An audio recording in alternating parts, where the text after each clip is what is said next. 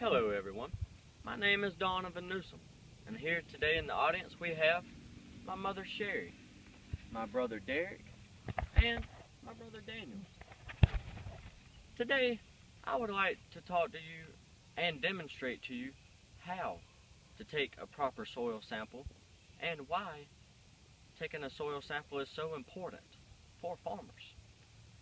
Most farmers take soil samples after the harvest of their crop. Personally, I think this is a great time to do it because your crop has already absorbed and drained the soil for the minerals it needs to grow big and healthy and make high potential yields. Now, most large farmers pay somebody to do this job of taking soil samples because it's very time consuming. But after this presentation, you will see that this job is rather easy and simple. But let's start off by imagining we have 20 acres of our own. For the equipment we will be needing is a 5-gallon plastic bucket, a soil sampling probe, or a shovel would work, a sample bag provided to you by your local FSA office, and a means of transportation. For example, I have a four-wheeler, and most of all, the area you're taking your soil sample from. Your first step to taking a soil sample would be to block off 5-acre grids.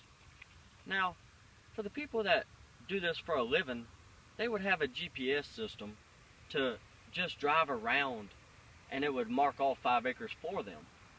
But for the people that don't have that luxury and aren't that good in the area, just imagine a football field. A football field is 1 acre. So you will need 5 football fields in one grid. Now, with that being said, I want to demonstrate to you on how we would take a soil sample in a grid of 5 acres.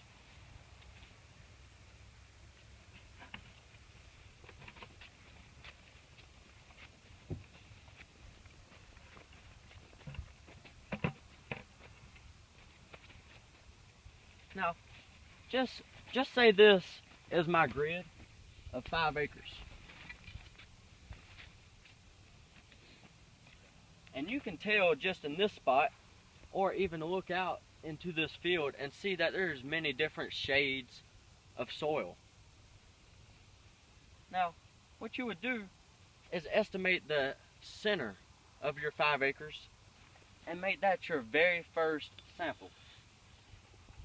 And what you would want to do is sample about 8 to 10 inches. And the reason for that is your normal root growth. And taking it all the way to 2 foot or 18 inches is unnecessary and very time consuming as well. So you would want to take that first one and then you just skip around and take 4 in all. So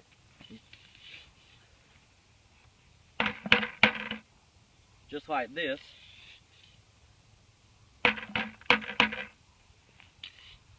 Then your next step would be to mix all of that together.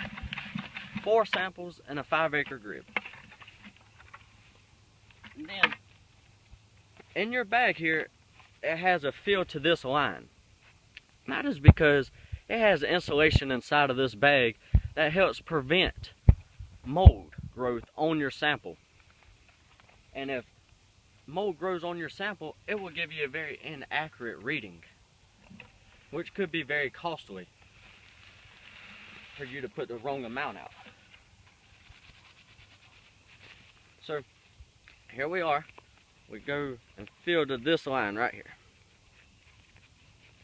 Now, as you see here, it has a label, and that would bring us to our step 3. Step 3 is very important, and that is labeling. You're going to want to label very accurate of the location that you took that sample from, because when you get your soil analysis back and it says you need 5 units of nitrogen in one area, but 100 units of nitrogen in another area, but if you did not label properly, then it will be very cost effective to spread 100 units of nitrogen across this whole area.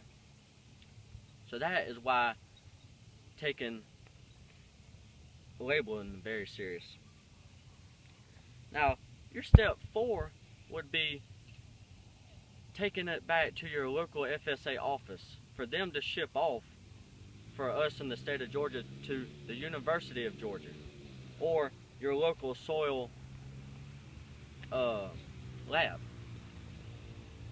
It normally takes a week to a week and a half to get your soil sample results back, and then you can proceed with spreading whichever minerals it may need. Now, the 4 steps of properly taking soil samples would be: first, grid out 5-acre plots. 2 would be get all your equipment that you're going to need for this job. 3, label your sample bags properly and keep accurate filing for that. And 4, ship off properly to your FSA office and get your samples tested. Now, I hope that this demonstration has allowed you to gain the knowledge to how your crop is grown and processed. My name is Donovan Newsom, and thank you for listening.